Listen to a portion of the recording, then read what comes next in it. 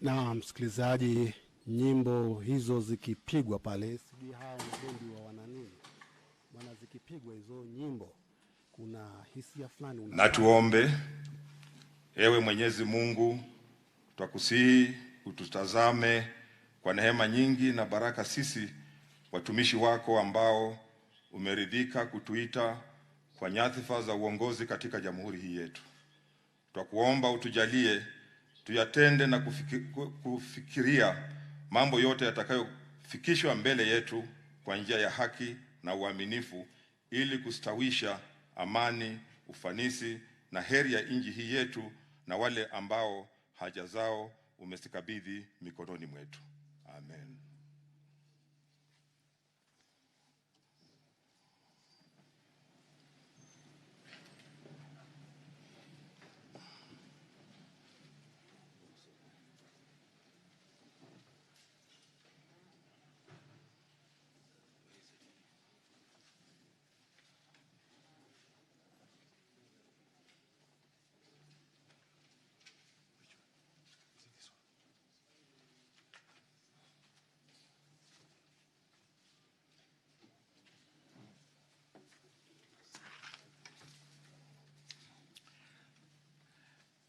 Mheshimiwa Mtukufu Rais Samia Suluhu Hassan, Rais wa Jamhuri ya Muungano wa Tanzania, Spika wa Bunge la Taifa Mheshimiwa Justin Muturi, waheshimiwa wabunge, kuambatana na kanuni ya kudumu ya 25 aya ya kwanza ya kanuni za kudumu za Bunge la Taifa na kanuni za kudumu ya 26 aya ya pili ya kanuni za kudumu za Seneti zinazohusu hotuba za wageni mashuhuri, maspika wa bunge walipokea ombi la kuhusu Mheshimiwa Mtukufu Rais Samia Suluhu Hassan, Rais wa Jamhuri ya Muungano wa Tanzania, ambaye yuko hapa katika ziara rasmi ya kitaifa nchini Kenya kuhutubia kikao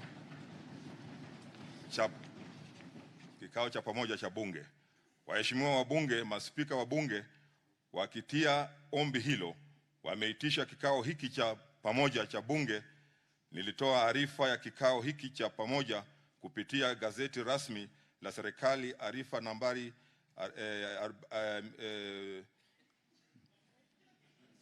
2000 ya tarehe Mei 3 mwaka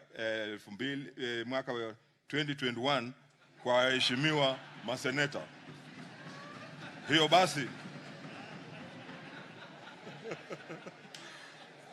Hiyo basi waheshimiwa wabunge, kikao hiki maalum kimeitishwa kwa njia inayofaa. Asanteni sana.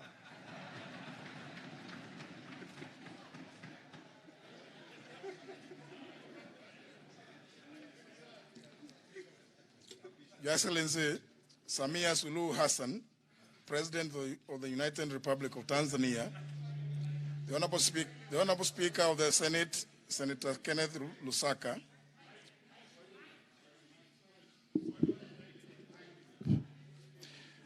Honorable Members of Parliament, distinguished guests, ladies and gentlemen, pursuant to the provisions of Standing Order number 25, subsection 1 of the National Assembly Standing Orders, relating to address by visiting dignitaries, I received a request to accord an opportunity to Her Excellency Samia Suluhu Hassan, President of the United Republic of Tanzania, who is on a state visit to Kenya on invitation by His Excellency Honorable Uhuru Kenyatta, President of the Republic of Kenya and Commander-in-Chief of the Kenya Defense Forces, to address our Parliament. Honorable members, having acceded to the request, the Speaker of the Senate and I convened this joint sitting of the Houses of Parliament.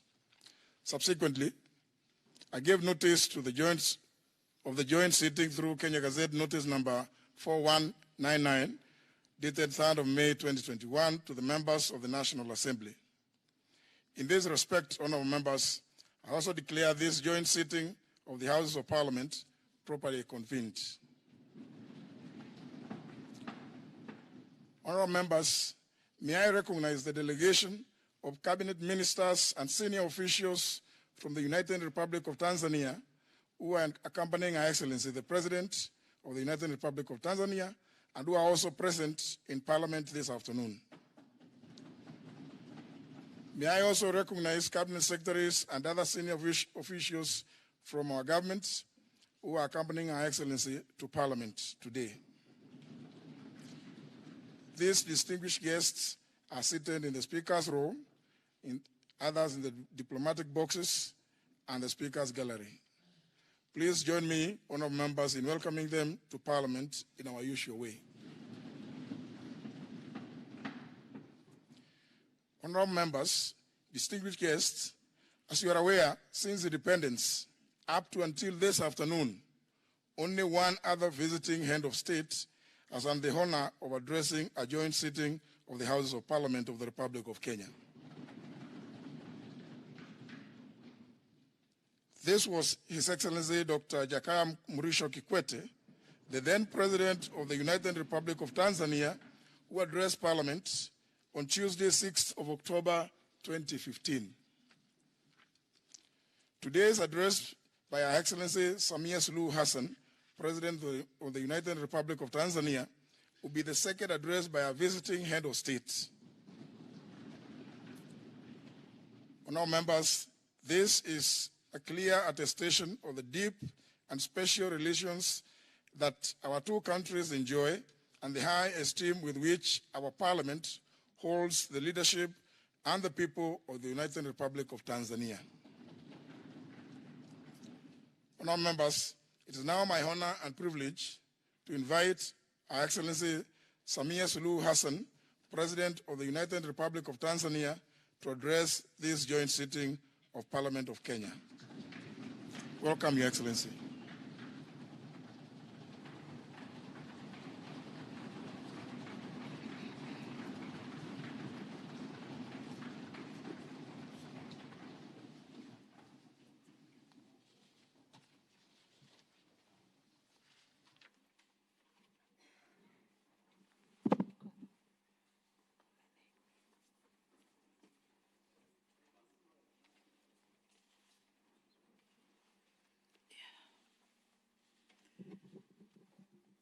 Mheshimiwa Justin Muturi, Spika wa Bunge la Taifa, Mheshimiwa Kenneth Lusaka, Spika wa Bunge la Seneti, Waheshimiwa wa Bunge la Taifa na Seneti, viongozi mbalimbali wa serikali wa Tanzania na Kenya mliopo pamoja nasi, wageni waalikwa, mabibi na mabwana, habari za mchana.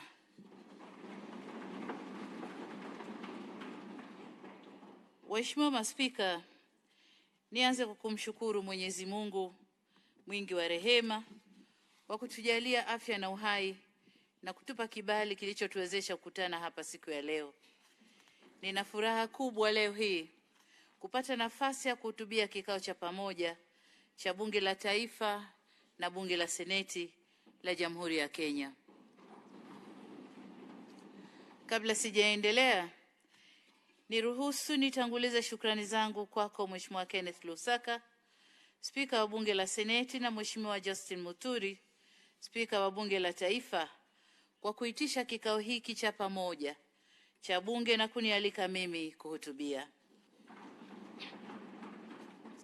Kupitia kwenu, niwashukuru waheshimiwa wabunge na waheshimiwa maseneta kwa kuridhia kwa kauli moja kufanyika kwa kikao hiki.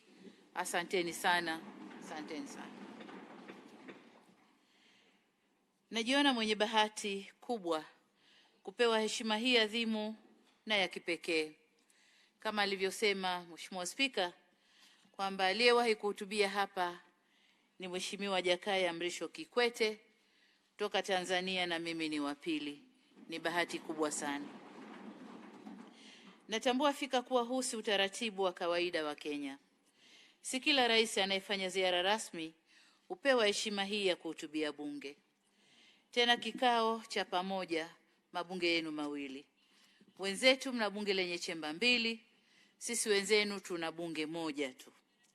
Kwangu itakuwa ndio mara ya kwanza kuhutubia chemba mbili za bunge kwa pamoja. si jambo dogo na ni heshima kubwa iliyoje. Mmenipa heshima kubwa sana. Nimefarijika kuwa nimepata nafasi hii mwanzoni mwa uongozi wangu. Niseme kuwa kumbukumbu hii haitofutika kwenye maisha yangu. Asanteni sana. Uamuzi wenu wa kunipa fursa hii ni kielelezo cha thamani na uzito ambao mnaupa uhusiano mzuri uliopo kati ya nchi zetu mbili. Niwahakikishieni kuwa nasi tumeguswa sana na heshima, upendo na ukarimu mkubwa ambao mmetuonesha. Wema huacha deni na deni lake ni kulipwa kwa wema, na sisi Tanzania tutalipa wema huu. Waheshimiwa maspika, waheshimiwa maseneta na wabunge, sitatenda haki nisipomshukuru kipekee kaka yangu, ndugu yangu, Rais wa Jamhuri ya Kenya, Mheshimiwa Rais Uhuru Kenyatta. Rais Kenyatta ni miongoni mwa viongozi wa mwanzo kabisa aliyenipigia simu kunifariji mara tu baada ya kusikia taarifa ya kifo cha aliyekuwa rais wetu mpendwa hayati Mheshimiwa Dr. Magufuli. Kama haikutosha, hakusita kukatisha ratiba yake na kuweza kufika yeye binafsi kushiriki nasi katika msiba wa kitaifa kule Dodoma. Siku ile alitufariji sana kwa maneno yake na salamu zake za buriani kutoka kwa wananchi wa Kenya. Hatutasahau pia kwa kitendo chake cha kutukumbusha umuhimu wa kuheshimu dini na imani za wengine.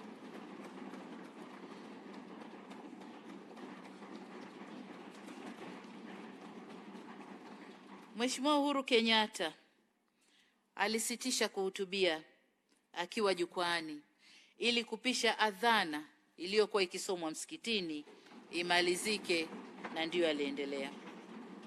Alituachia gumzo kubwa na funzo kubwa sana kwetu.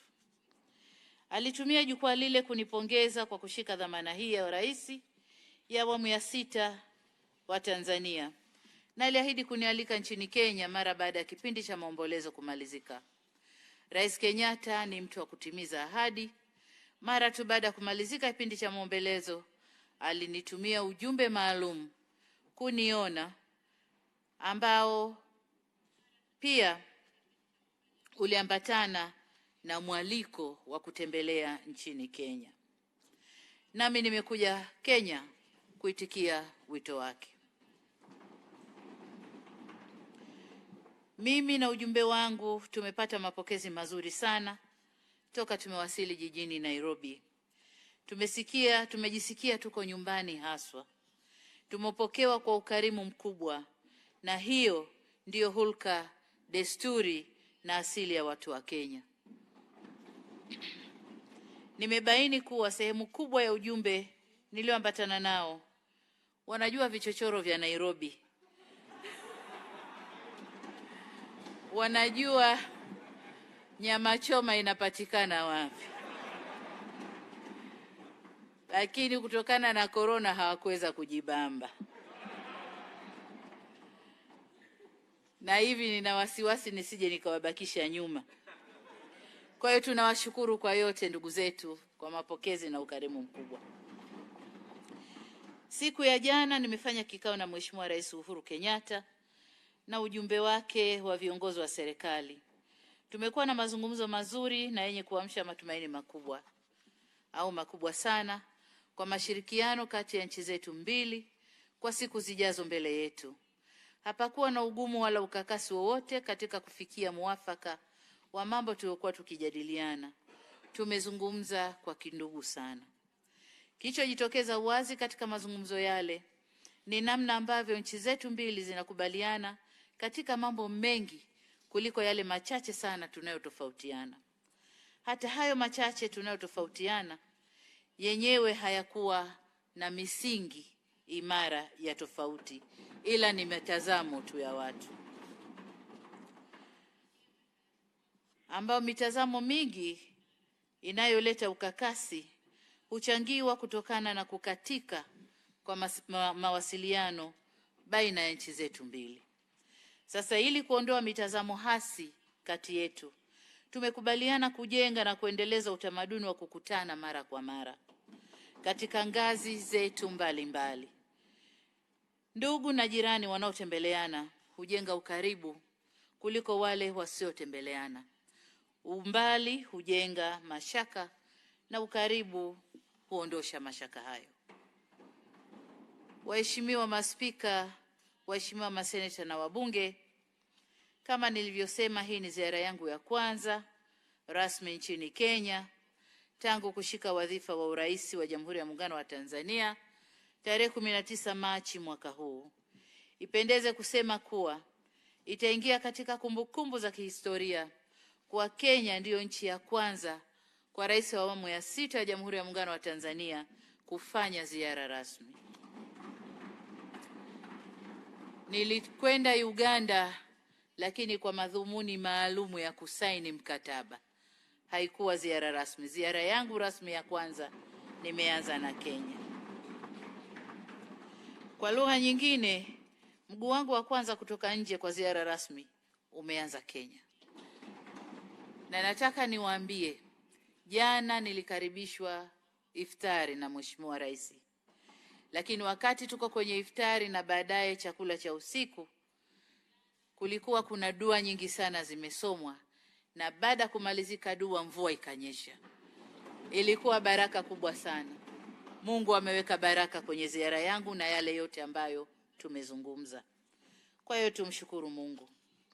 Uamuzi wangu huu wa kuja Kenya kwa nchi ya kwanza si wa bahati mbaya, bali ni wa makusudi. Busara inaelekeza kuwa ukiwa mpangaji mpya kwenye eneo lazima ujitambulishe kwa majirani. Nami kwa sababu ni mpangaji mpya kwenye hizo nafasi, nimeonelea nije kwa majirani kujitambulisha, na nimeanza na jirani wa Kenya ambaye ni jirani ndugu. Nilipata mialiko mingi lakini nikasema nianze hapa. Nimeanza Kenya si kwa sababu ni karibu kijiografia, bali ni kwa sababu ya umuhimu na nafasi ya Kenya kwa Tanzania. Uhusiano wa Tanzania na Kenya ni wa kipekee sana. Ni uhusiano uliofungwa katika mafundo matatu. Fundo la kwanza ni udugu wa damu kati ya wananchi wetu wa pande mbili ambao hauwezi kutenganishwa na mipaka ya kuchorwa kwenye ramani. Makabila ya pande mbili za mpaka yanaingiliana na watu wake ni wale wale wamoja. Tanzania inapakana na nchi 8, lakini ni nchi ya Kenya pekee ndiyo ambayo tuna jamii nyingi au nyingi zaidi zilizopo katika pande mbili za nchi zetu. Kwenye ukumbi huu wa bunge, nadhani ndani hapa kuna wakina Otieno, kuna wakina Boke, kuna wakina Namelok kama ilivyo Tanzania. Lakini pia kuna akina Kilonzo na akina Kioko kama ilivyo Tanzania.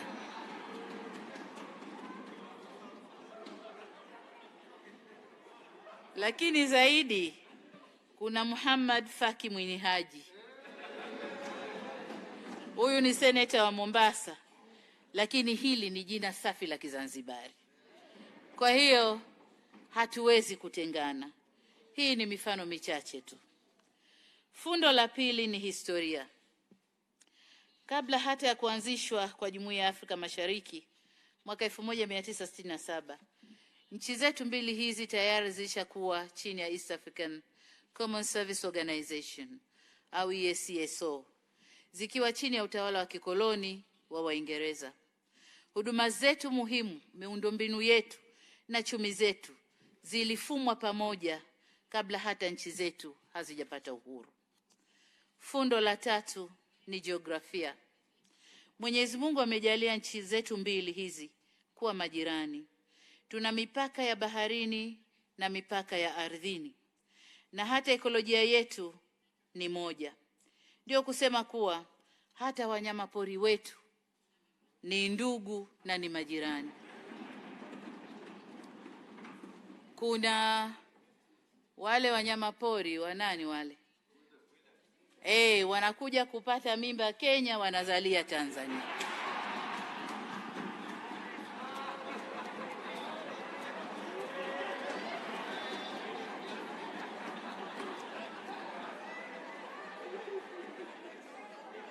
Sasa ingekuwa wanyama wana uraia, wangekuwa raia wa wapi?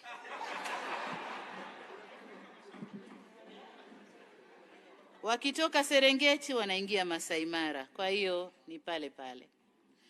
Lakini siku hizi hata tausi wetu walioko Ikulu Tanzania wana ndugu zao Ikulu ya Nairobi. Kwa hiyo nikusema kwamba kama tausi na wanyama wana undugu, sisi wanadamu tunatengana wapi? Hatuna pa kutengana. Sasa kutokana na ukweli huu, ushirikiano wetu si wa hiari bali ni wa lazima, kutokana na kanuni ya uasili wa undugu ambao Mwenyezi Mungu ameuumba. Ushirika na ujirani, yote yanatufanya tuwe pamoja. Hili hatuna uwezo nalo la kubadilisha, hili la maumbile hili.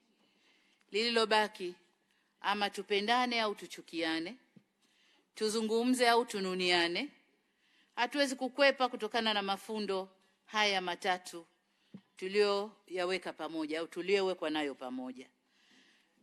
Tunategemea kwa kila hali, tunategemeana kwa kila hali, iwe heri au iwe shari, iwe neema au iwe dhiki, tunategemeana. Panapotokea ukame Tanzania, njaa inabisha hodi Kenya. Panapotokea uzalishaji wa viwanda ukisimama Kenya, bidhaa zinakosekana Tanzania. Kwa hiyo tunategemeana. Hivyo hapana budi ila tupatane na tuelewane ili tuishi kwa pamoja kwa neema na furaha. Waheshimiwa maspika, waheshimiwa maseneta na wabunge, binafsi huwa nashangazwa sana na wale ambao wanadhani kuwa eti Kenya na Tanzania ni washindani, na hivyo uhusiano wetu unapaswa kuwa wa kuhasimiana na kukamiana. Na washangaa wanaodhani kuwa Kenya peke yake ama Tanzania peke yake inaweza kuendelea bila mwenzake. Mbaya zaidi ni kule kuamini kwao kwamba hilo linawezekana tu mmoja wetu kumwangusha mwenzake. Hawa ni watu wenye mioyo ya choyo, maono mafupi na akili mbovu. Ni bahati mbaya kuwa watu hawa wapo katika pande zote mbili, Kenya na Tanzania. Hutokea pia wachache wao sana wakawa ni watumishi wa serikali zetu na hata wanasiasa wa pande mbili za nchi zetu. Bahati nzuri tu ni kuwa si wengi, na ndio maana uhusiano wa nchi zetu mbili unatimiza miaka 56 sasa. Ukiacha ule uwasili, lakini ule wa kiserikali ni miaka 56 sasa. Kwangu mimi na katika awamu yangu ya uongozi, nitahakikisha kuwa Kenya inabaki kuwa ndugu, jirani, mshirika wa mkakati na mbia. Kenya ni nchi ya 5 kwa nchi zinazoongoza kwa uwekezaji nchini Tanzania, na ndio nchi ya kwanza ndani ya Afrika inayoongoza kwa uwekezaji nchini Tanzania. Nyuma ya mataifa makubwa kama Uingereza, Marekani, China na India inakuja Kenya. Takwimu za kituo chetu cha uwekezaji zinaonyesha kuwa hadi kufikia Machi 2021 kuna miradi mingi tu ya Kenya inatekelezwa Tanzania, kama 513 kutoka Kenya ambayo inatekelezwa Tanzania na kutoa ajira kwa Watanzania 51,087 na kuchangia mapato ya kiasi cha dola za Kimarekani bilioni 1.7. Sekta zinazoongoza kwa uwekezaji kutoka Kenya ni uzalishaji viwandani, usafirishaji, kilimo, huduma, benki, ujenzi, rasilimali watu, madini, utalii na mali asili. Kutokana na uhusiano wetu mzuri, kampuni za Tanzania zimewekeza nchini Kenya, lakini tumekuja kwa uchache sana. Tuko kama kampuni 25 mpaka 30 zilizosajiliwa na mamlaka ya uwekezaji ya Kenya. Miradi hiyo ina thamani ya shilingi bilioni 19.33 za Kenya na kutoa ajira kwa raia kama 2642. So Tanzania tuna deni kubwa kuja Kenya, lakini pamoja na gap hiyo tulionayo au mapungufu hayo tulionayo, bado tunawaalika Wakenya wengi zaidi waje Tanzania kuwekeza. Na tunawaalika kwa sababu Tanzania ina mambo mengi, ina rasilimali za kutosha, madini ya kutosha, ardhi kubwa na mambo mengi mengine. Tunakosa mtaji. Kenya mna mtaji wa kutosha. Karibuni Tanzania. Dhamira yangu ya kuja nchini Kenya ni kuzungumza nanyi na kuona ni kwa namna gani Watanzania nao wataweza kufanya vizuri zaidi nchini Kenya. Mbali na uwekezaji, ushirikiano wetu kwenye sekta ya biashara nao ni mkubwa na umeendelea kushamiri siku hadi siku. Usafirishaji wa bidhaa za Tanzania kwenda Kenya umeongezeka kutoka shilingi za Kitanzania bilioni 390.6 mwaka 2017 hadi shilingi za Kitanzania bilioni 526.3 mwaka 2020.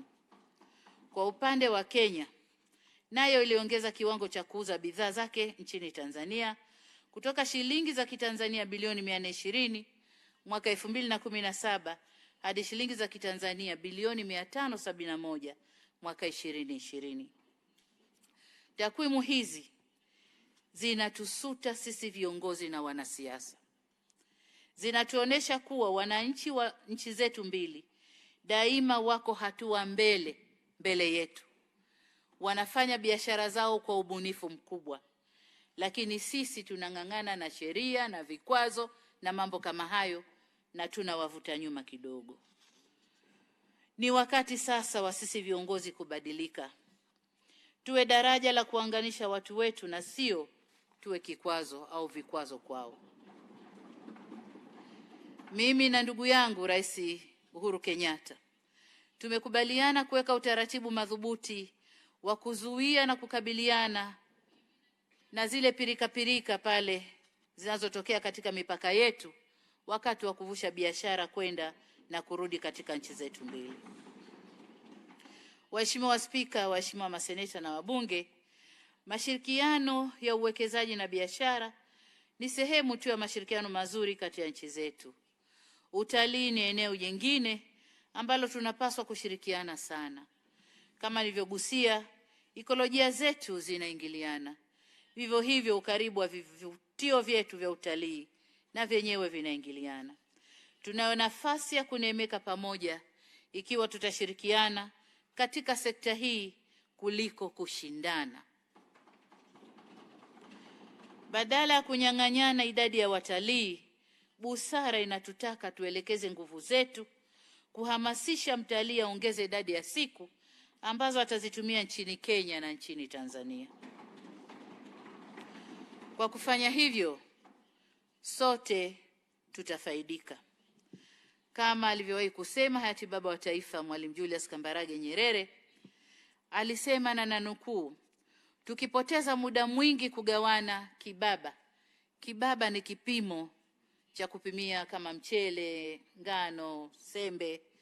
Anasema tukipoteza muda mwingi kugawana hicho, tutapoteza muda mzuri sana wa kuvuna kipimo kikubwa zaidi. Mashirikiano yetu yanashamirishwa pia na jitihada kubwa tunazochukua katika vita dhidi ya uhalifu, ujangili, ugaidi, madawa ya kulevya na uharamia, Bahari ya Hindi na katika Ziwa Victoria. Maadamu wahalifu wa Kenya na Tanzania wana mashirikiano mazuri, basi hakuna budi vyombo vyetu vya ulinzi na usalama navyo vishikamane na wewe na mashirikiano mazuri ili tuweze kulinda maeneo yetu na kushinda ushirikiano wa wahalifu. Mashirikiano haya mazuri baina ya vyombo vyetu yamechangia na yatachangia sana kuwepo kwa utulivu na kutoa fursa kwa shughuli za kibiashara na uwekezaji kushamiri. Kenya ikiwa salama na sisi Tanzania tuko salama. Halikadhalika Tanzania ikiwa salama Kenya nayo inakuwa salama. Waheshimiwa maspika, waheshimiwa maseneta na wabunge, ujenzi wa miundombinu ya pamoja ni sehemu ya jitihada zetu za kuimarisha mashirikiano yetu ya kiuchumi na kimkakati. Miradi hii inajumuisha kwa uchache miradi ifuatayo. Kwanza ni ujenzi wa barabara ya lami kutoka Lamu Mombasa kupitia Tanga Bagamoyo hadi Dar es Salaam yenye urefu wa kilomita 454 chini ya programu ya Jumuiya ya Afrika Mashariki ya kuendeleza miundombinu ya barabara kwa nchi za Jumuiya ya Afrika Mashariki. Katika ushoroba wa pwani, yani Coastal Corridor, kwa upande wetu tuko mbioni kukamilisha ujenzi wa kipande cha Pangani Bagamoyo na barabara za lami zenye urefu wa kilomita 124.5 na tayari tumekwisha pata fedha kutoka Benki ya Maendeleo ya Afrika. Jana nilikuwa na mazungumzo na kakaangu Uhuru, naye anamalizia mazungumzo ya kupata fedha ili kazi hii ianze kwa upande wa Kenya na tukutane pale kwenye mpaka.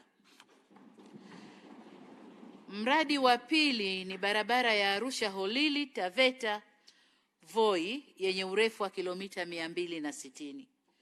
Mradi huu ni sehemu ya mradi wa maendeleo ya barabara ya Arusha na Manga Athi River iliyofunguliwa rasmi mwaka 2012. Mradi huu unatekelezwa kwa awamu mbili. Awamu ya kwanza imeshakamilika. Sasa tunajipanga kuendelea na awamu ya pili ya mradi huu. Mradi wa tatu, tunavyo vituo vya huduma za pamoja mpakani vya Namanga OSBP na Holili Taveta OSBP. Vituo hivi vimerahisisha shughuli za biashara mipakani na uvukaji wa watu. Nafurahi kuona vituo hivi vimekuwa chachu ya shughuli za kiuchumi katika maeneo ya mipaka yetu.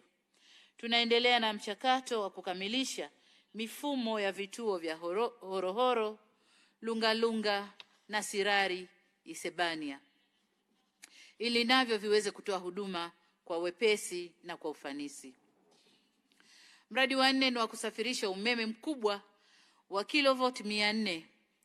Kwa upande wa Tanzania, mradi unahusisha ujenzi wa njia ya kusafirishia umeme kutoka Singida hadi Namanga, ujenzi wa kituo kipya cha kupozea umeme mjini Arusha na eneo la Legumur, na upanuzi wa kituo cha kupozea umeme cha Singida.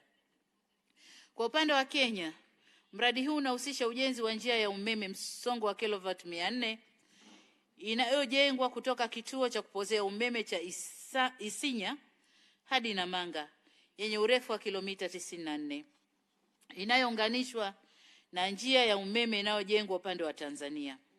Benki ya Maendeleo ya Afrika pamoja na shirika la maendeleo la Japani zimekubali kuharamia miradi hiyo. Mradi mwingine, Mwenyezi Mungu akijalia inshallah, serikali zetu mbili zitaanza kutekeleza mradi wa bomba la gesi kuitoa gesi Dar es Salaam hadi Mombasa. Mazungumzo ya kutafuta fedha kwa ajili ya mradi huo yanaendelea na tunatarajia yatakamilika mapema inavyowezekana. Ndugu zangu maseneta na wabunge, mtakubaliana nami kuwa kwa ukubwa wa miradi hii, gharama zake na muundo wake unalazimisha nchi zetu mbili kushirikiana kujenga miradi hiyo. Ni ishara tosha kuwa uhusiano wetu si wa kuishia kesho, wala kesho kutwa, wala mtondogoo. Serikali zetu zinafanya uwekezaji huo kwa kuamini kuwa uhusiano wetu upo vizuri na utaendelea kuwepo daima. Hivi ndivyo majirani na ndugu walioshibana wanavyoishi. Yeyote anayefikiria ama kudhamiria kuleta uhasama baina yetu, ujumbe kwao ni kuwa Tanzania na Kenya tulikuwepo, tupo na tutaendelea kuwepo. Iwe kiangazi, iwe masika, Tanzania na Kenya tupo.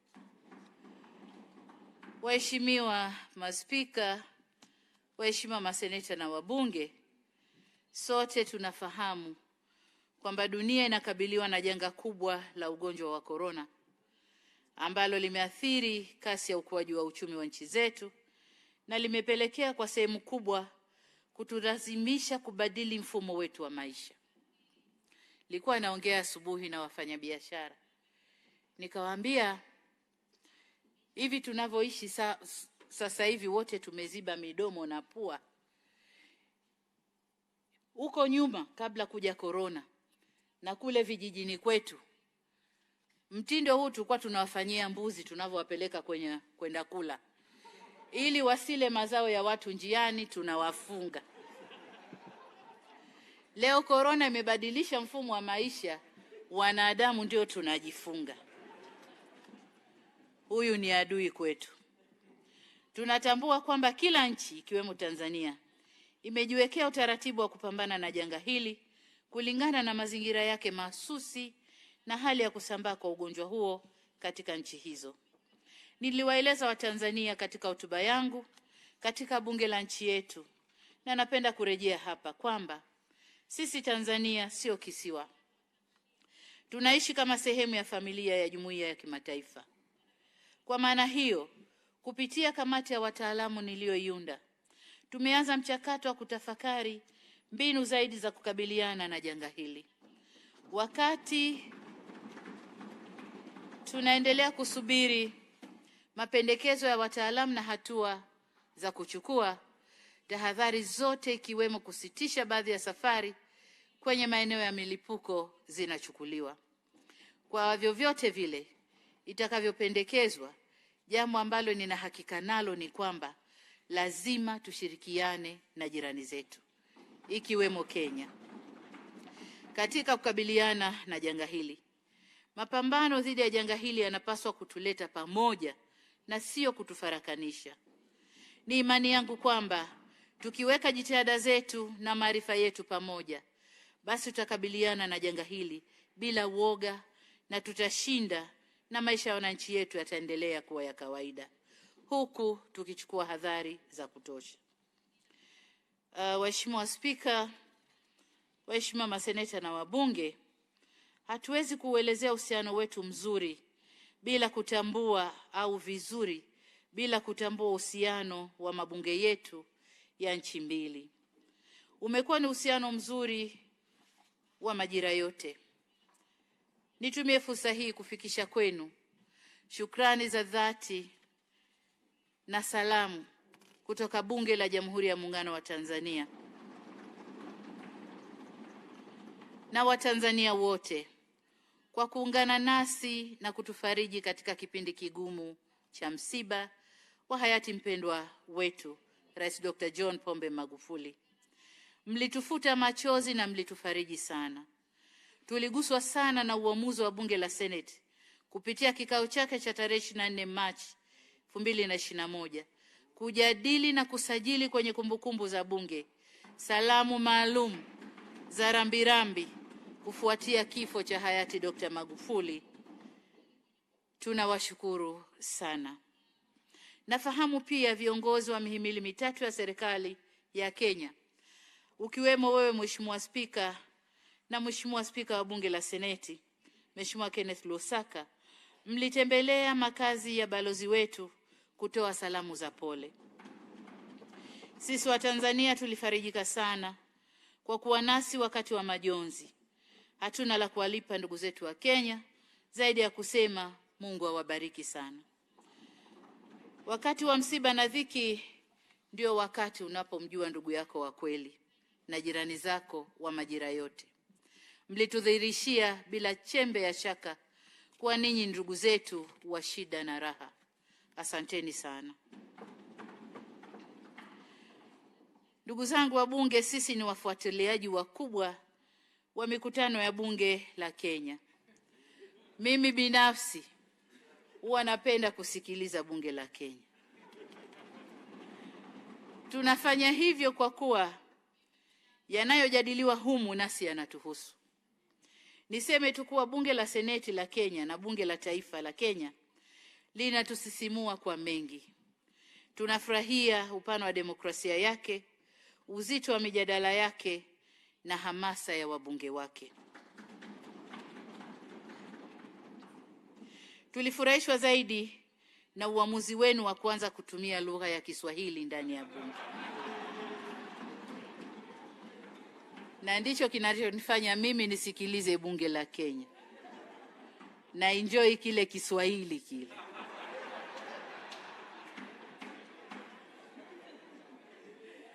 Kiswahili chenu kina vionjo vingi, kuna vionjo vyake ambavyo peke yake ni burudani tosha kusikiliza. Nilikuwa namsikiliza Mheshimiwa Spika anavyoshindwa kutaja namba za miaka kwa Kiswahili. Lakini inafurahisha kwamba mlishatunga kanuni za bunge kwa Kiswahili na mkamwalika Mheshimiwa Job Ndugai kuja kuzindua kanuni zile tarehe 31 Oktoba 2019. Hii inatia moyo kwamba tuko pamoja na kweli mnataka kutumia Kiswahili, lakini hatua kwa hatua. Rai yangu kwenu ni kuomba mtusaidie kulea uhusiano wetu mzuri, ndugu zangu wa bunge. Nasema hivyo nikitambua kuwa ninyi ndio wawakilishi wa wananchi na ndio sauti yao wananchi wa Kenya. Ninyi ndio wenye dhamana ya kutunga sheria na kushauri serikali juu ya mwelekeo wa sera na kuongoza wananchi wenu waliowachagua. Dhima yenu katika kukuza ushirikiano baina ya nchi zetu mbili ni kubwa sana.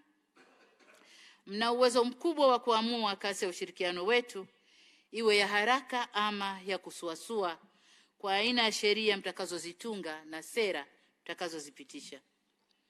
Dira na mwelekeo wa serikali ya awamu ya 6 ninayoiongoza ni kudumisha mazuri ya awamu zilizopita, kuyaendeleza mema yaliyopo na kuleta mazuri mengine mapya. Hivyo nimekuja kuahidi kuwa chini ya uongozi wangu, mimi na wenzangu katika serikali ya Jamhuri ya Muungano wa Tanzania tutafanya kila linalowezekana kuimarisha uhusiano kati ya nchi zetu mbili. Kama kuna linalolegalega au uhusiano wetu kama unasuasua, basi nimekuja hapa Kenya ili kupakazia.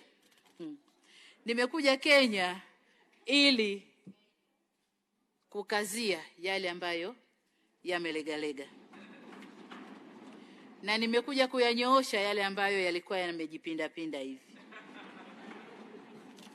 Leo mtasoma Kiswahili. Waheshimiwa Maspika na waheshimiwa maseneta wa bunge, Tanzania na Kenya ni wanachama na waasisi wa Jumuiya ya Afrika Mashariki. Nchi zetu mbili ndizo zenye eneo kubwa kijiografia na idadi kubwa ya watu na milango pekee ya bahari kwa nchi zingine za Afrika Mashariki. Ukweli huu unakuja na wajibu na dhima kubwa kwa nchi zetu mbili. Uhusiano wa nchi zetu mbili ukishamiri, Afrika Mashariki nzima itashamiri. Biashara kati yetu ikistawi, Afrika Mashariki nzima inastawi. Hivyo basi, hatuna budi nchi zetu mbili kutambua wajibu wetu na dhima yetu hiyo kwa upande huu Mungu alikotuumbia Afrika Mashariki. Tunapaswa tutambue kuwa kila mara tunapotokea kuelewana, kila mara panapotokea kutoelewana kati yetu, tunadhoofisha Jumuiya ya Afrika Mashariki. Bila kukusudia, tunajikuta pia tunaathiri kasi ya utangamano wa Afrika Mashariki. Hivyo hatuna budi kuendelea kuelewana. Nikiri kwamba kuna nyakati ambapo ushirikiano wa Afrika Mashariki ulijaribiwa, ambapo baadhi ya matukio, kauli na vitendo vyetu viliweka majaribuni mahusiano yetu na kuupima uimara wa dhamira zetu za kuendelea na safari yetu ya utangamano. Ninachofarijika ni kwamba katika nyakati zote hizo, kwa busara za viongozi waliotutangulia na kwa uimara wa mafundo wa uhusiano wetu, tulishinda na dhamira yetu iliimarika zaidi. Uchungu wowote uliojitokeza pale ambapo tulijaribiwa ulikuwa ni uchungu wa uzazi na sio uchungu wa maradhi. Kwa maana kwamba uchungu wa uzazi unaishia kupata mtoto na unaleta furaha kwenye familia, lakini uchungu wa maradhi unaishia kwenye kifo. Kwa hiyo sisi tunapokerana, huo uchungu wa uzazi, tukae tuzungumze na tupate mtoto wa amani, tuendelee na uhusiano wetu. Niwahakikishie kuwa mimi na wenzangu nchini Tanzania tutafanya kila linalowezekana ili uhusiano wetu uzidi kung'aa, na kwa kufanya hivyo tung'arishe ushirikiano wa Afrika Mashariki. Tanzania itaendelea kuwa jirani mbia na rafiki mwaminifu wa Kenya na mwanachama mwadilifu na wa kutumainiwa ndani ya Jumuiya ya Afrika Mashariki.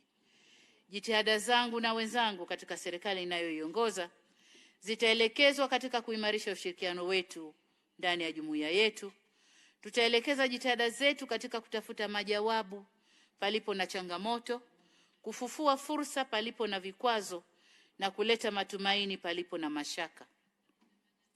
Tutafanya hivyo kwa kuamini kwa dhati kabisa kuwa wana Afrika Mashariki, hatima yetu imefungamana, nasi hatuna budi tufungamane.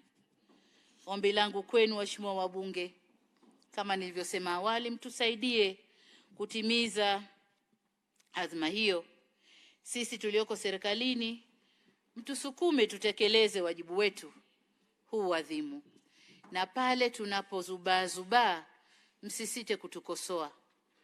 Nanyi pia tunawaomba mtimize wajibu wenu. Mtusaidie kutunga sheria na kushawishi serikali zetu kuhusu sera zinazochochea na kuwezesha mtangamano. Tusiruhusu na tukemee misimamo, mitazamo na kauli za baadhi ya wanasiasa ndani ya mabunge yetu ya kuleta mgawanyiko na kudhoofisha jumuiya yetu. Daima tuwatangulie wafanya biashara na wananchi wetu katika utangamano na kuwaongoza, badala ya wao wananchi wetu kutuongoza sisi. Yanayotokea sasa hivi, wafanya biashara wako mbele kuliko sisi. Kwa sisi sasa inabidi tutunge sera na sheria kuendana na mwenendo wa wafanya biashara. Lakini inavyotakiwa tutunge sera na sheria, wafanya biashara wafuate sera na sheria zetu.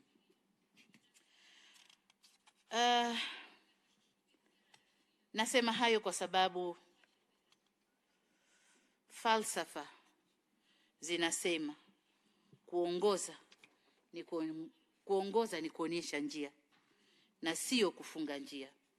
Kwa sisi kama viongozi wa serikali, viongozi wa mabunge, viongozi kwenye mahakama zetu, tuoneshe wananchi zetu njia na tusiwafungie njia za maendeleo na njia za ustawi wao. Waheshimiwa maspika, waheshimiwa maseneta na wabunge, nihitimishe hotuba yangu na niseme kwamba kama mnavyojua, moyo ukielemewa na furaha ya moyoni hutoka kwa mdomoni. Ningetamani kuendelea kuzungumza nanyi kwa kirefu zaidi, kueleza furaha yangu kwa upendo mkubwa mlionionyesha, ukarimu mkubwa mliotufanyia mimi na delegation yangu, ujumbe wangu, na heshima kubwa mlionipa. Isitoshe, tunapokutana Tanzania na Kenya, tunakuwa na maneno mengi sana ya kuzungumza, hayaishi, na hii ni kutokana na ukubwa na uzito wa uhusiano wa nchi zetu mbili. Sasa nataka nisiseme naishia hapa, niseme mniruhusu niakhirishe maneno yangu hapa, kwa sababu nitakuja kusema maneno mengine mbele tukikutana. Kwa hiyo nisiishii hapa, naakhirisha maneno yangu hapa.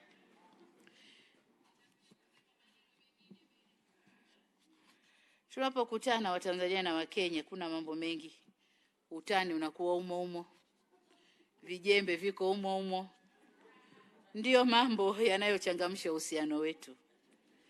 Sina shaka kuwa tutapata fursa ya kuyazungumza mengi zaidi na kwa kina katika majukwaa mengine tutakayokutana.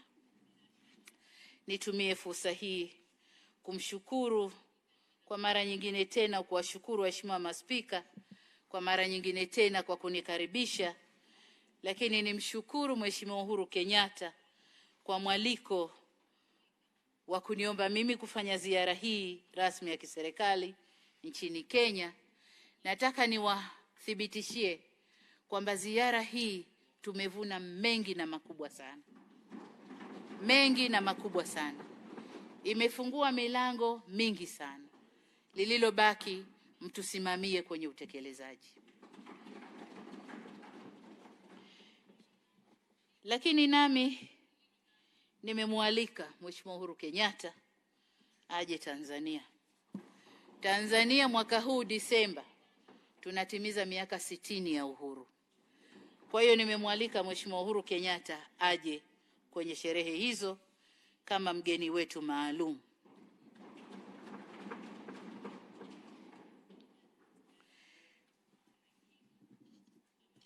Nitumie pia fursa hii kama nilivyosema kushukuru maspika Mheshimiwa Kenneth Lusaka na Mheshimiwa Justin Muturi kwa makaribisho yenu mazuri sana ndani ya bunge.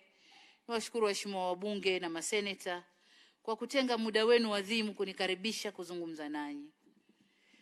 Kupitia kwenu niwashukuru ndugu zetu wananchi wa Kenya kwa mapokezi mazuri waliotupatia. Tunaondoka Kenya na kumbukumbu nzuri ya ziara hii na shauku kubwa ya kurudi tena siku zijazo. Hii ni ziara yangu ya kwanza nchini Kenya na waahidi haitakuwa ya mwisho. Na kwa maana hiyo niseme udumu udugu wa Kenya na Tanzania, wadumu viongozi wetu. Mungu aibariki Jamhuri ya Kenya. Mungu aibariki Jamhuri ya Muungano wa Tanzania, na asanteni sana kwa kunisikiliza. Asanteni sana.